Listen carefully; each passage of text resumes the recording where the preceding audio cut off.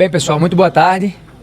Estamos aqui tendo a alegria de receber o ministro da Fazenda, Fernando Haddad, o ministro-chefe da Secretaria de Relações Institucionais do Governo, nosso colega, o deputado Alexandre Padilha, juntamente com todos os líderes aqui representados, para esse momento de recebimento da agenda econômica do governo, que o ministro fez questão de nos prestigiar e trazer pessoalmente aqui à Câmara dos Deputados. Eu vou passar a palavra ao ministro Fernando Haddad para que ele possa falar um pouco sobre essa agenda do governo e, em seguida, faremos um pronunciamento rápido de encerramento desse comunicado, dessa agenda, já agradecendo, ministro, a oportunidade de recebê-lo aqui mais uma vez em nossa casa. Muito bem. Bom, eu vim em primeiro lugar agradecer o que já foi feito pela Câmara dos Deputados ao longo desses 2 anos, sob a liderança do deputado Arthur Lira. O ministro Padilha nos lembrava aqui que dos projetos estratégicos da área econômica foram 32 projetos aprovados. Estou falando de projetos estratégicos, com impacto direto na vida econômica do país. E trouxemos ao conhecimento agora do presidente Hugo Motta, que conviveu conosco também durante esses 2 anos como líder, e foi um líder de muito prestígio e de muita efetividade na condução dos trabalhos aqui internos, conseguiu conciliar com os demais líderes e junto à presidência da casa esse ritmo de produtividade. Trouxemos para ele uma pauta com 25 iniciativas, das quais 15 dependem ainda do Legislativo. 8 projetos que já estão tramitando e 7 projetos que serão encaminhados nas próximas semanas para cá. São projetos também estratégicos, nós estamos falando de projetos que vão ter impacto em algum mercado, em algum setor da economia importante. Eu vim aqui agradecendo o que já foi feito e dando conta do impacto que projetos já aprovados, né, a repercussão que já tiveram no mercado. Falava do mercado de venda de veículos, por exemplo, o mercado de venda de imóveis, que teve um impacto muito importante do mercado da lei de marco de garantias, né? E poderia citar aqui extensamente vários projetos que já modificaram setores importantes da economia. Então, da mesma maneira que fizemos com esses 32 projetos, nós pretendemos fazer com esses 15, que nós estamos propondo votar, se tudo der certo, né, nesse próximo biênio, mas lembrando que o ano que vem é ano de eleição e, portanto, nós vamos tentar mobilizar toda a equipe da Fazenda, do Planejamento da Casa Civil, da SRI, para estar à disposição dos relatores a serem designados, quando for o caso, para que nós possamos avançar de forma mais transparente possível, dando satisfação à opinião pública do que está em jogo e de como isso pode ajudar a alavancar os negócios no Brasil, nos colocar à disposição de toda a casa para que isso aconteça o mais rapidamente possível. Vejo na figura do deputado Hugo Motta uma liderança extraordinária que o Brasil já conhecia e passa a conhecer melhor, agora num cargo tão importante. Acompanhei o seu mandato até aqui, aliás o 4º, e tenho a satisfação de dizer que a relação entre nós, ao longo desses últimos 2 anos, não poderia ser melhor. Estendo isso aos líderes que frequentaram o Ministério da Fazenda, como é o caso do deputado Brito, do deputado Isnaldo, do deputado do Dr. Luizinho, obviamente que nosso querido deputado Guimarães, que frequentaram a Fazenda e azeitaram a relação, porque a comunicação ficou muito mais fácil, muito mais efetiva, e isso permitiu fazer com que a agenda econômica evoluísse. Vocês vão receber pelas mãos do Chico Prado o mesmo documento que eu entreguei para o presidente, já foi encaminhado, para que vocês possam também dar transparência e nós possamos fazer o acompanhamento, inclusive a sociedade acompanhar, os setores afetados acompanhar, para que o resultado final das votações seja a expressão do que o país precisa e do que o país quer. Quais são as prioridades que você apresenta esses 15 projetos, né? Tem uma prioridade, aquela prioridade zero, seria o imposto de renda? Qual seria? Não, você tem projetos de grande repercussão, né?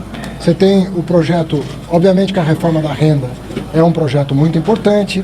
Você tem a questão do devedor contumaz, que está em fase adiantada de conciliação em torno de um texto. Você tem a lei de falências, que está já no Senado, votado pela Câmara, mas há ajustes importantes a serem feitos para que nós possamos eventualmente sancioná-lo. dando mais garantia para os credores que hoje recebem pouco das massas falidas e garantindo crédito, a eficácia na recuperação de crédito. Você diminui o spread, como aconteceu com várias leis já aprovadas pelo Legislativo. Enfim, são coisas que muitas vezes para o leigo isso não afeta diretamente a sua vida, mas eu estou afirmando categoricamente, quando você incide para melhorar o ambiente de negócio, melhorar as relações contratuais, você melhora muito as possibilidades de crescimento da economia. Nunca vai haver uma bala de prata. Mesmo a reforma tributária, com toda a sua grandeza, ela tem uma repercussão no PIB, mas diluída no tempo. Então, é tijolinho por tijolinho que nós vamos construir uma economia mais robusta.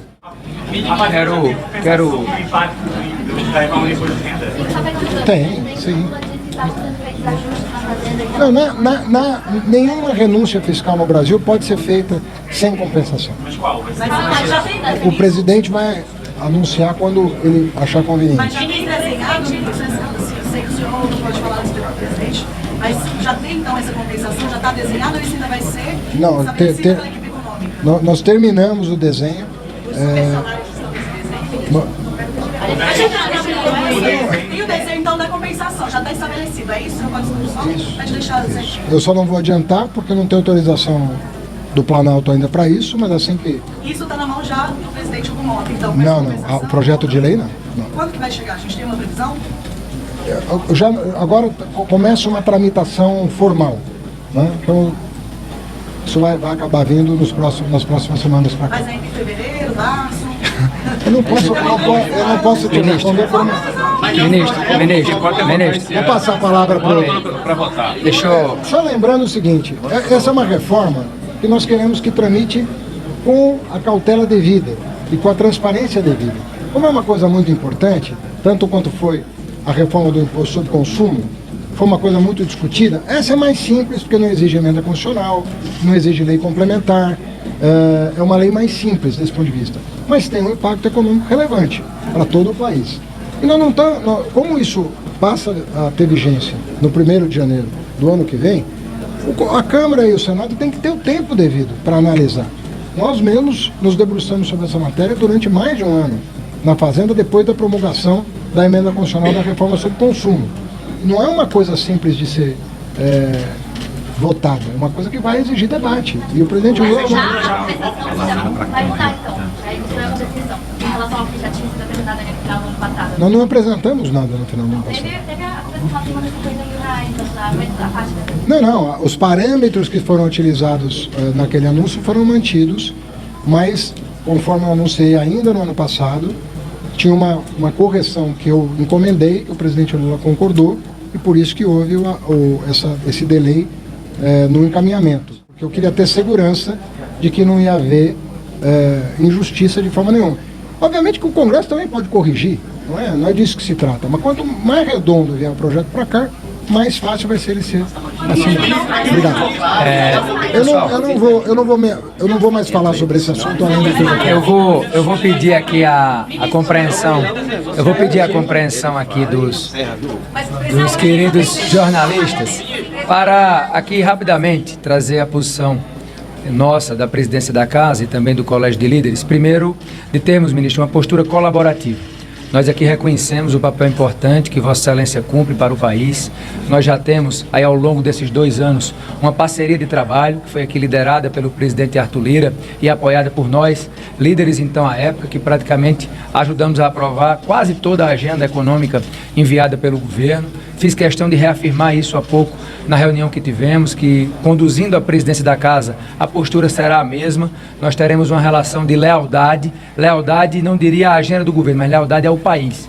Lealdade de poder sempre, com muita franqueza, dizer o posicionamento que essa Casa tem sobre determinado tema. Nós ouviremos sempre o nosso Colégio de Líderes, dividiremos sempre essas responsabilidades e também não seremos nunca um presidente que estará criando algum fantasma, algum obstáculo, sem que ele verdadeiramente exista. Saiba que nós temos todo o intuito, todo o espírito de ajudar nessa agenda, porque é uma agenda de país. O Brasil tem um grande desafio econômico para o ano 2025 e nada melhor do que essa cooperação entre o Poder Legislativo, o Poder Executivo, para que a agenda aqui seja priorizada e possamos entregar o melhor para a sociedade brasileira. Conte conosco, vamos em frente, vamos ao trabalho. Muito obrigado pela visita.